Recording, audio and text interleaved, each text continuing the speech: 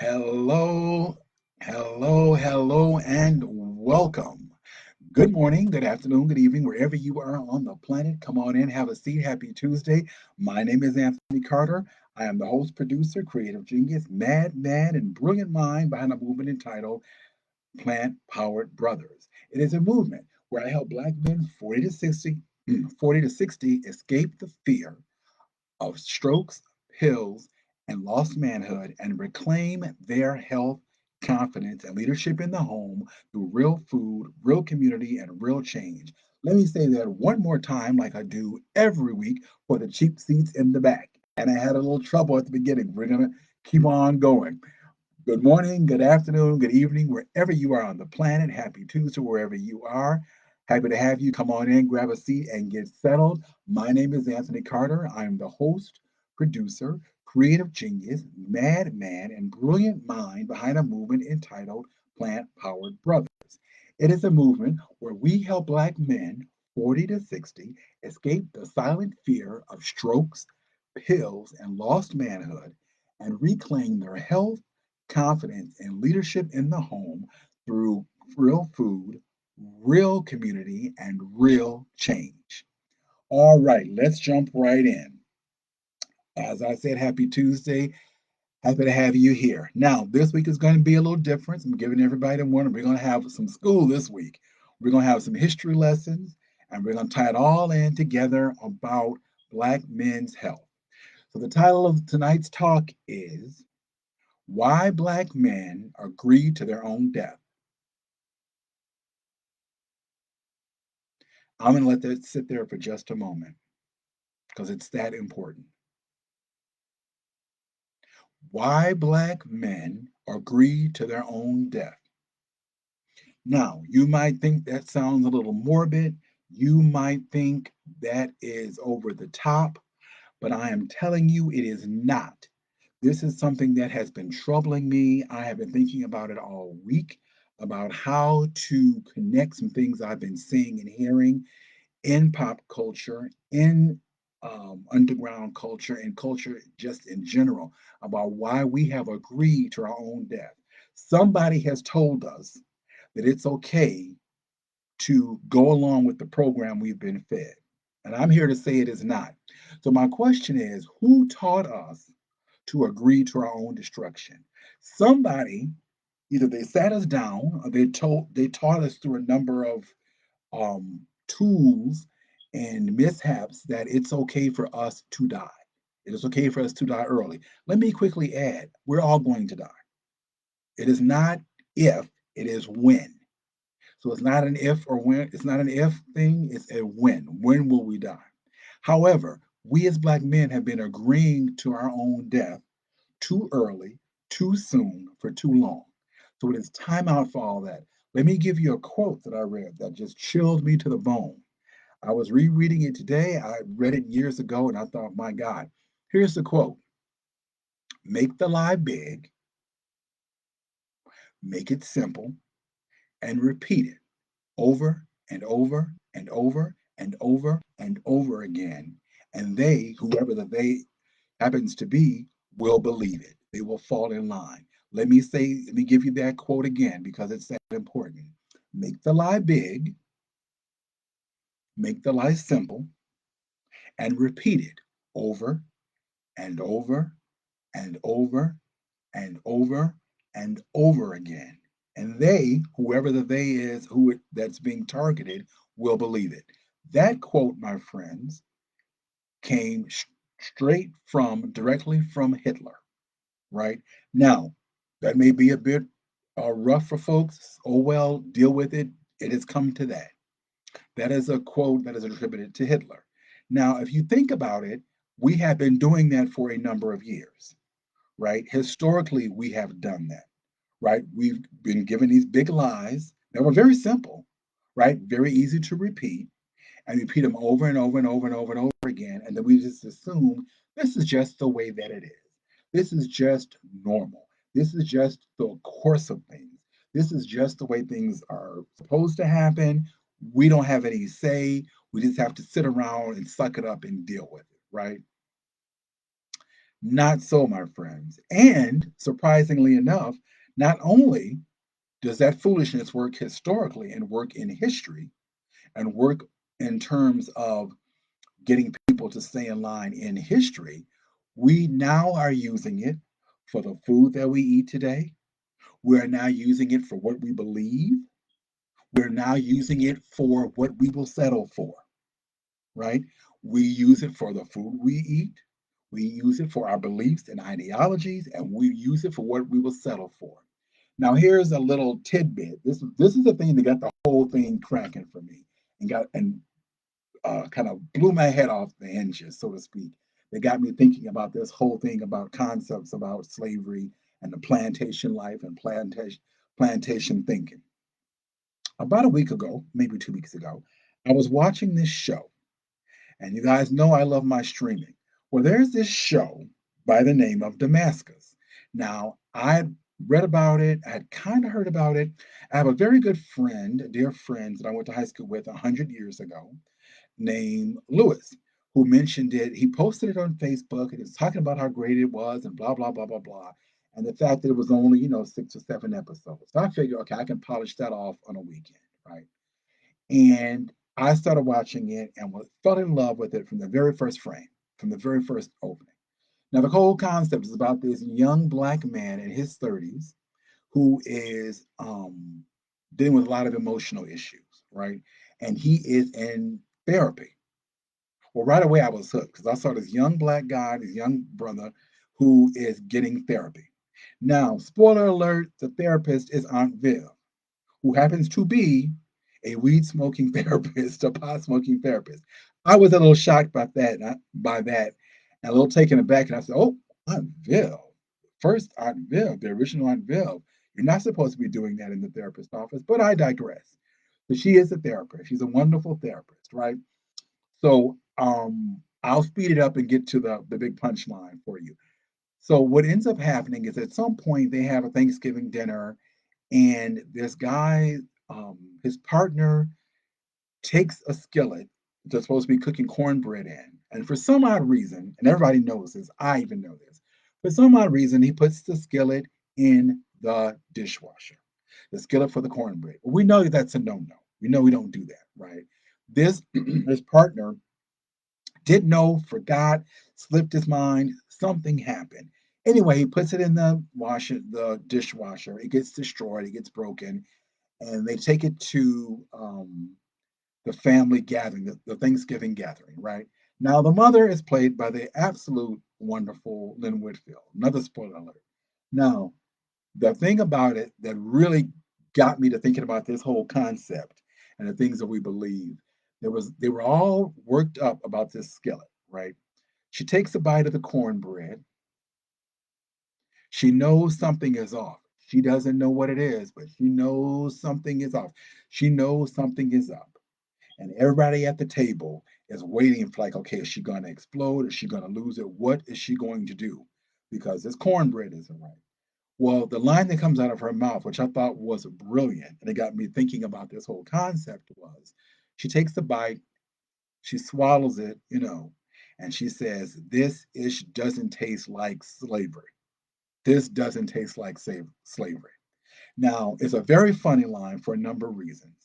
Then she launches into this whole beautiful, gorgeous, brilliant monologue about not only slavery, but her family's connection to slavery and generations back, and how long the skillet has been in the family. And this is why it's important.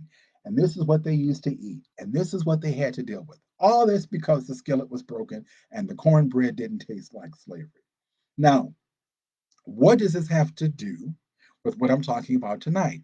I will tell you, my dear friends, it has everything to do with it, right? Because here is somebody who's hung up on what slavery tastes like, right? What the memories that this brings up, right? The ideologies that go along with this particular dish in this particular time period, in this particular period of her life and the lives of her children, right? She's holding on to these ideologies. Now, it is brilliant. It is funny. If you get a chance, go watch it. Damascus on Tubi. It's only got 6 or 7 episodes. You can watch it in an afternoon. That's my plug for it. Let's jump back into the fact that she was holding on to a taste that reminded her of slavery, right? She's never been a slave, but she knew it didn't taste like slavery, whatever that meant to her, right? Once again, big lie, make it simple, repeat it over and over again, and they'll buy into it. Keep that in mind. Now, how do we buy into these big lies? How did the wonderful Miss Lynn Whitfield buy into this? How did she wreak havoc on the entire dinner? Because there are three things that we need, that the world needs, that anybody who's trying to press people need. Anybody who's trying to press any group of people, they need these three things. Let me say that. They need these three things to justify when it is time to do something that's jacked up, screwed up, or something that you want people to believe, for whatever the reason. So there are three N's, right? The first N, normal.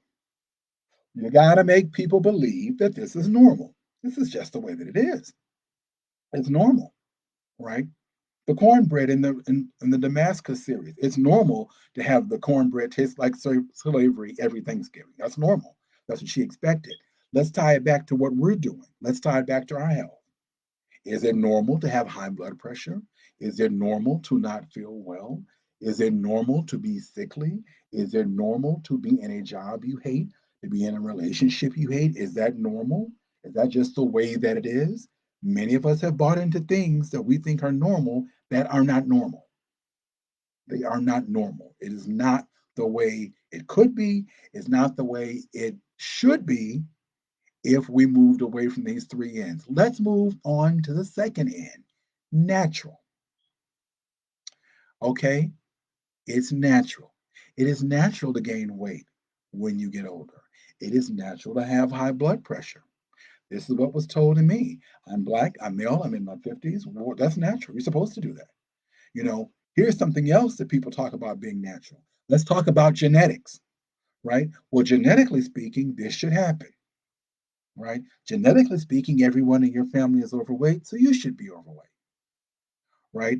That was a crushing thing I heard many years ago that I believe Oprah said when she was probably 14 or 15. Somebody decided, I don't know if it was her dad, it was some male figure in her family who decided to let her know that since all the other women in her life were heavy or fluffy, as we refer to them now, that was going to be her lot.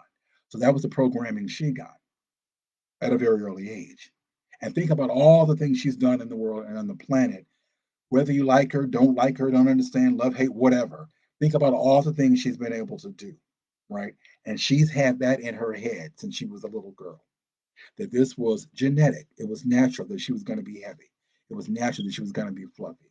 Let's move into the third and final N that we use to justify or is used to justify all types of foolishness and tomfoolery.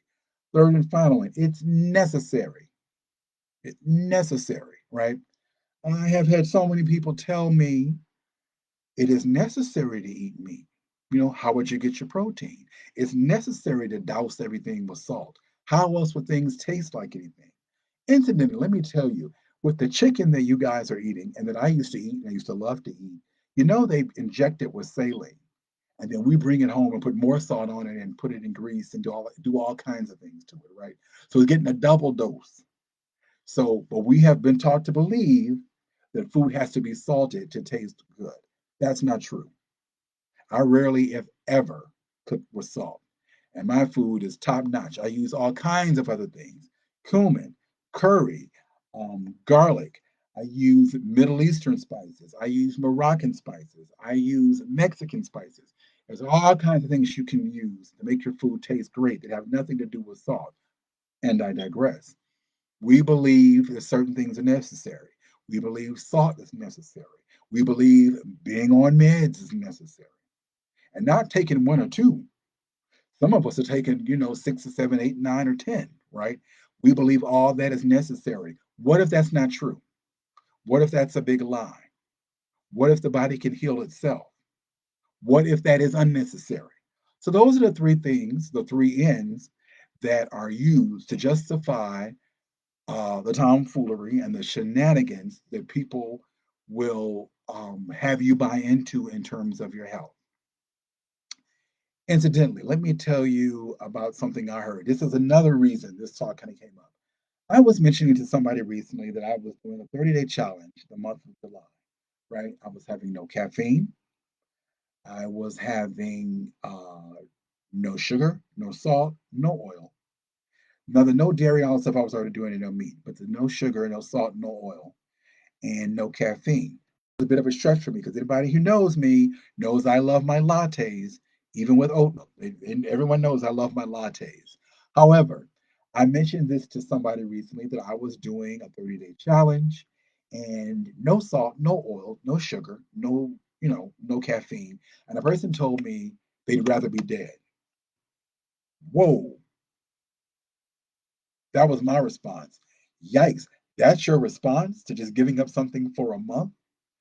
So this has been brewing in my head for a couple of weeks between that comment and the cornbread that didn't taste like slavery and the wonderful series Damascus. This has been brewing in my head about what we're willing to die for. What do we look at in terms of death? What do we look at in terms of necessary?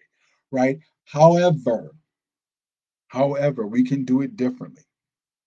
At some point, you can give up the lies. You can wake up. I woke up when I got this health scare and I went to my mom.